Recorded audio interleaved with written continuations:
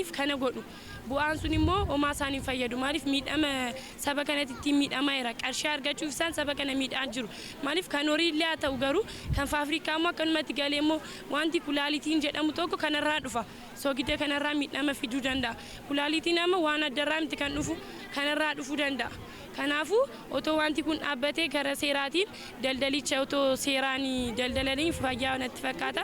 Galee miidhamuu danda'a waan ta'eef aawudinii kana ilaalee bitachuu qaba gabaama keessaa yeroo bitamu soogidduma jedhee zim jedhee bitachuu hin qabu inni aawudinii ta'uu baatu immoo kalee namaa dhukkubsaa hawaasarra dhiibbaan ga'aa.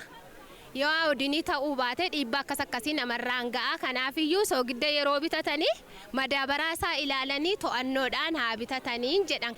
Soogiddi kun nyaataaf hin oolu gaafa gaafannu kan horiiteedhu horiifis hin oolu galtee warshaateedha gogaaf kallee fa'iif oolaa jechaadha isa kanas hubannaatti uumnee jirra hawaasatti. Kan gatii midhaanis gatii meeshaalee bu'uuraa garaagaraa akkasumas kan kuduraaf muduraa dhiyeessii jiru hordofuudhaaf hooggansa dabalatee hundumtuu tiimiidhaan bahee jira.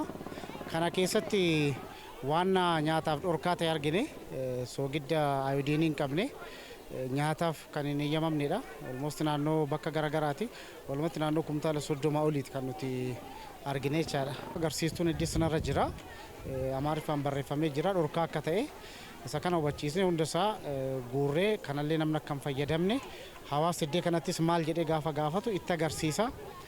Waan kanallee akka fayyadamuu hin dandeenye gara fuulduraatti kan biraan jira kan fayyaadhaaf nyaata namaatiif kan eeyyamame cinaadhuma isaa jira kan biraanis jira suuqii biraas isa kana kunuunsa kanatti eeyyamame kun hin eeyyamamne jecha hamma iddoo kana turretti irra deemnee hubannaa uumaa iddoo argamne immoo sassaabbachaa deemaa jirra. Hubannaa hawaasarratti hojjennuun waan badaa kana akka namni hin fayyadamne waltaanee ittisuu dandeenya waan ta'eef akkaataa kanaan hubannaa uumaa yoo deemne namnis jijjiirama waan hin taane irratti akka namni hin fayyadamneef eeruu kennaa deemaa jechaadha. Hundumaaf ayyaana waggaadha. Ayyaana waggaa kana maallaqa guddaatu socho'a. Kanaaf daldaltonnis immoo maallaqa guddaa yerootti argatanidha. Maallaqa argachuudhaaf jecha garuu ofii isaaniif of miidhanii maatii isaaniis uummata isaanii miidhuun qaban. Inni guddaan of eeggannoo gochuun barbaachisaadha jechaadha. Maaliif wanti daldallu kun maallaqa qofa miti amma waan namni nyaachuu qabu laachuu fi dhiiseetu waan ittiin du'u namni tokko laateef jechaadha. Kanaaf waan lubbuu namaatti galu hundumaaf of eeggannoo guddaa gochuun barbaachisaadha. Kana immoo seektarii tokko otoo hin taane hawaasni hundumtuu eeruu kennuun barbaachisaadha jechaadha. Sababa ayyaana waggaa kanaatiin yeroo namni bitu ariifatee ayyaanni waggaa kun hin darbaa garuu dhibeen taane fudhatee akka manatti hin galle of eeggannoo gochuu waan irraa bitu maal irraa akka bitaa jiru adda baafatee isa kam jedhee adda baasee waan bituu qabu adda baasee bituutu irra jira malee callifameetuma jamii bitamuuf yoo bitame miidhaa guddaa qaama isaa irratti gochuu danda'a jechaadha. Amma awudaazii saaltii kana amma isaa hin qabne kana yoo laalle amma kun kan faabrikaa kun daa'ima irratti maal gochuu danda'a? Amma daa'ima xixiqqoo fudhachuu dandeenya. Daa'imni xixiqqoo kaleedhaan dhukkubsattee konkolaataan deemanii karaarra kadhatan ilaaluu dandeenya.